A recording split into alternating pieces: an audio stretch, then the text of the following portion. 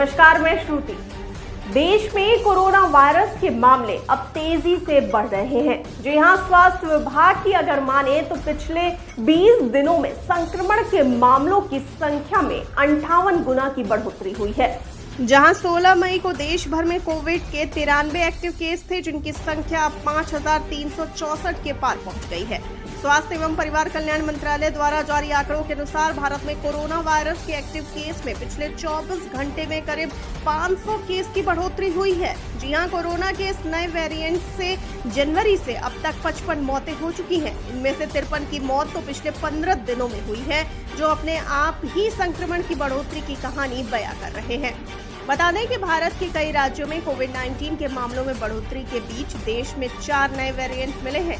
ICMR के director doctor Rajiv बहल ने बताया कि दक्षिण और पश्चिम भारत में जिन वेरिएंट की सीक्वेंसिंग की गई है वे LF7, XFG, JN1 और NB181 सीरीज के हैं। भारत में कोविड का JN1 वेरिएंट सबसे आम है। टेस्टिंग में आधे से ज्यादा सैंपल में ये वेरिएंट मिलता है। बाकी जगहों से नमूने लेकर सीक्वेंसिंग की जा रही है ताकि नए वेरिएंट की जांच की जा सके। मामले बहुत गंभीर नहीं है और लोगों को चिंता नहीं करनी चाहिए, बस सतर्क रहना चाहिए। WHO ने भी इन्हें चिंताजनक नहीं माना है। हालांकि इन्हें निगरानी में रखे गए वेरिएंट के रूप में कैटेगराइज किया गया है। चीन सहित एशिया के दूसरे देशों में कोविड के बढ़ते मामलों में यही वेरिएंट दिख रहा है। केंद्र सरकार के दिशा निर्देशों पर देश भर के राज्यों के चुनिंदा अस्पतालों में मॉक ड्रिल हुई। इस दौरान इन अस्पतालों में ऑक्सीजन सप्लाई, जरूरी दवाओं की स्थिति और वेंटिलेटर की व्यवस्थाओं को परखा गया।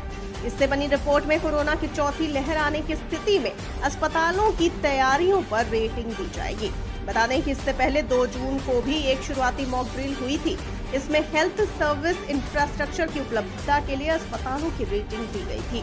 इसमें liquid medical oxygen tank, pressure swing adsorption plant और मेडिकल गैस पाइपलाइन सिस्टम पर फोकस किया गया था। स्वास्थ्य विभाग लगातार स्थिति पर नजर बनाए हुए है और लोगों को सतर्कता बरतने की सलाह दी जा रही है।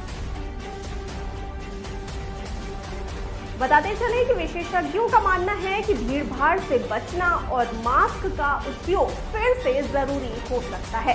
आपका इस पर क्या कहना है? अपनी राय में बताइए कमेंट सेक्शन में। और जाते जाते इस वाली वीडियो को कर दीजिए लाइक और शेयर और चैनल को सब्सक्राइब करना बिल्कुल न भूलिए। मुझे दीजिए इजाजत। नमस्कार।